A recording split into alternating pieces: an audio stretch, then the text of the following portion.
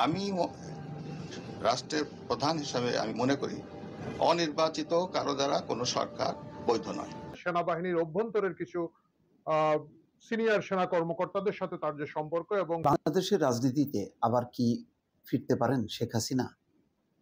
তার কি প্রত্যাবর্তন সম্ভব বাংলাদেশের মাটিতে?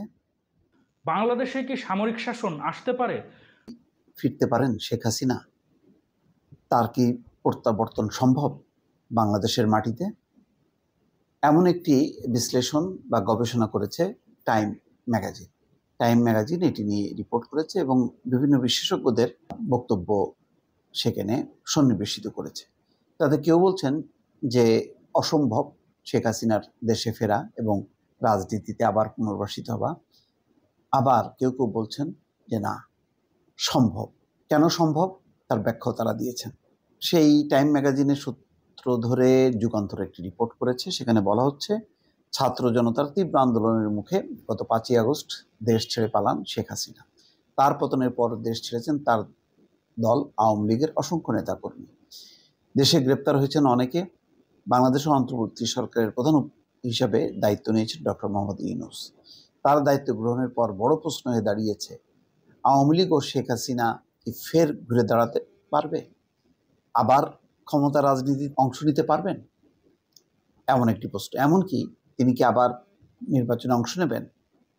ভোটে দাঁড়াবে আওয়ামী লীগ? এসব প্রশ্নগুলো কিন্তু এখন ঘুরপাক খাচ্ছে। টাইম ম্যাগাজিনের শিরোনামটা হচ্ছে, কিভাবে অসম্ভব প্রত্যাবর্তন ঘটাতে পারেন ক্ষমতাচ্যুত প্রধানমন্ত্রী শেখ হাসিনা।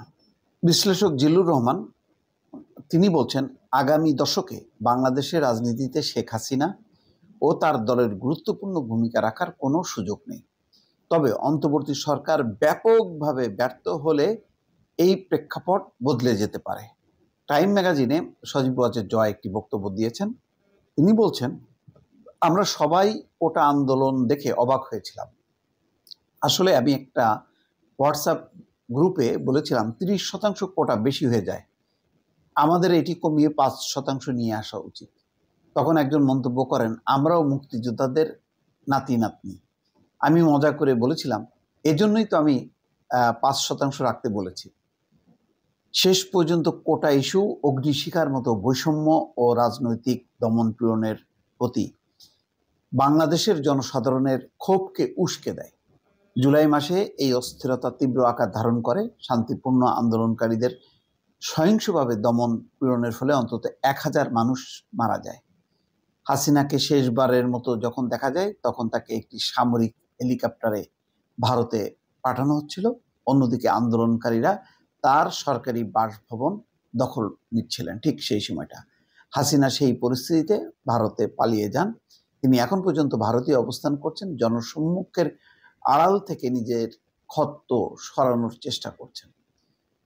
সজীব ওয়াজেদ জয় বলছেন যে তিনি অর্থাৎ শেখ হাসিনা দেশের পরিস্থিতি নিয়ে খুবই হতাশ, কারণ গত 15 বছরে তার সব পরিশ্রম প্রায় বিফলে যাচ্ছে। এখন রাজনীতির হিসাব নিকাশ হচ্ছে যে এই 15 বছরে শেখ হাসিনার যেই প্রতিটা সরকারি প্রতিষ্ঠান যেভাবে রাজনৈতিকভাবে নিয়ন্ত্রণ করেছেন, এর ফলে সেনাবাহিনী, আদালত, অন্যান্য প্রশাসন, নিরাপত্তা বাহিনী, তাদের প্রতি একটা গভীর অনাস্থা বা অবিশ্বাস তৈরি হয়েছে মানুষের মধ্যে। সেই আস্থাটা কিভাবে ফিরিয়ে আনা যায়? যাই হোক, একটি গুরুত্বপূর্ণ মন্তব্য করেছেন যে উইলসন সেন্টারের সাউথ এশিয়ান ইনস্টিটিউটের পরিচালক মাইকেল কুগেলম্যান হাসিনার প্রত্যাবর্তনের সম্ভাবনা উড়িয়ে দিতে পারছেন না। অর্থাৎ শেখ হাসিনা আবার প্রত্যাবর্তন করবেন এমন একটি সম্ভাবনা দেখছেন কুগেলম্যান। তিনি বাংলাদেশ নিয়ে গবেষণা করেন, সাউথ এশিয়া নিয়ে তার অনেক গবেষণা ধর্মী বক্তব্য বা প্রতিবেদন আছে। তিনি বলছেন, হাসিনার প্রত্যাবর্তন বেশ সম্ভব। দক্ষিণ এশিয়ার পরিবারতান্ত্রিক রাজনীতির ইতিহাস ঘাটুন, দেখবেন পরিবারতান্ত্রিক রাজনৈতিক দলগুলোকে দেউলিয়া মনে হলেও এই দলগুলোকে একেবারে বাতিলের খাতায় ফেলতে পারবেন না। তবে অন্য পর্যবেক্ষকরা হাসিনার প্রত্যাবর্তনের বিষয়ে কুগেলম্যানের মতো এত আত্মবিশ্বাসী নন। সারা বাংলাদেশে হাসিনার পোস্টার ছেঁড়া হয়েছে, বিকৃত করা হয়েছে, তাকে স্বৈরাচার হিসেবে গ্রাফিতি আঁকা হয়েছে। তরুণ প্রজন্ম হাসিনার লিগ্যাসিকে এভাবেই দেখছে। বলেন মুবাশশর। জয় বলছেন, হাসিনা নির্বাচনে দাঁড়ানোর জন্য দেশে ফিরবেন কিনা সেই বিষয়ে কোনো সিদ্ধান্ত নেওয়া হয়নি। ঢাকা ভিত্তিক think tank centre for governance স্টাডিজের নির্বাহী পরিচালক জিল্লুর রহমানের মতে, আগামী দশকে বাংলাদেশের রাজনীতিতে হাসিনা ও তার দলের গুরুত্বপূর্ণ ভূমিকা রাখার কোনো সুযোগ নেই। তবে অন্তর্বর্তী সরকার ব্যাপকভাবে ব্যর্থ হলে এই প্রেক্ষাপট বদলে যেতে পারে। সেনাবাহিনীর অবসরপ্রাপ্ত মেজর জেনারেল শহীদুল হক তিনি বলছেন, সংস্কারে বাধা দিতে হেন প্রচেষ্টা নেই যা এই প্রশাসন করছে না। তারা এই সরকারকে অস্থিতিশীল করার চেষ্টা করছে, আর দৃশ্যমান কোনো উন্নতি না হলে মানুষ ধৈর্য হারাবে।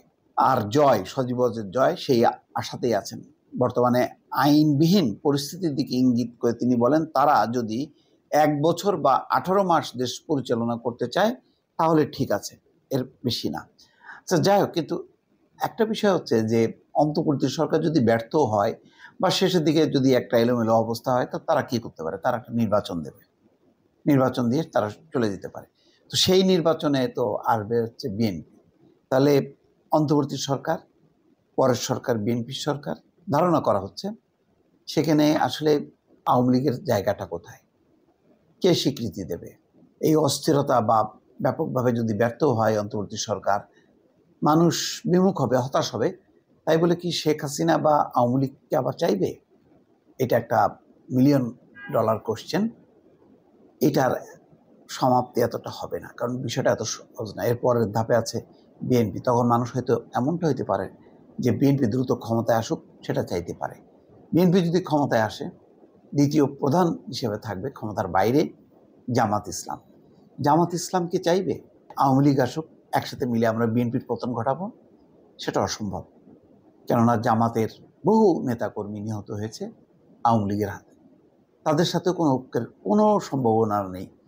যেই সম্ভাবনাটা একসময় ছিল, তত্ত্বাবধায়ক সরকারের দাবি বাস্তবায়নের জন্য যুগপৎ তারা আন্দোলন করেছিল আওয়ামী লীগ এবং জামাত। সামনে কি তেমনটা হবে? আমদার কুমিল্লার বাসাতে একটা কথা আছে, কয় গাছের আগারটাও খায় বেড়া, ডোগারটাও খায়, মানে গোড়ারটাও খায়, তলেরটাও খায়। এবারা কোন বেড়া ভাবি কইবি নি, কই আলাও, কয় আমেরিকা বাইঠেন, যে যখন এই চেয়ারে বসে তারা খায়। তারার খেলাটা বড় অদ্ভুত এবং সুন্দর। তারা প্রথমে লাগাই দিয়া ফাগাই থায়, থাইক্যা দূরত্বের রং চায়, এরপরে বুদ্ধিতে কত কিসের চাকা, হাত থাকতে মুখে কিসের কথা। তো তে যদি যায় হালকা না খিচ্ছাইলে, দেখছো আগে তো গেছিতে পারতো না, বাফের বেড়া দেখাইতে। বিষয়টা কিন্তু এরকমই হয়েছে। আর এই খেলার মধ্যে আমাদের রাজনৈতিক দলগুলো কবে যে ঢুইকা গেছে নিজেরাও বোঝে না।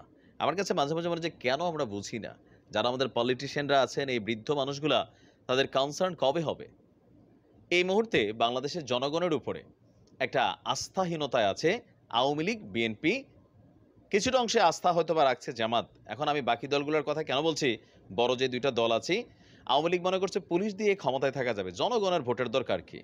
বিএনপি মনে করছে জনগণের তো রাস্তায় নামানোর সাহস নাই, আমেরিকার একটু ম্যানেজ করা যাক। দিন শেষে কে? আমেরিকা।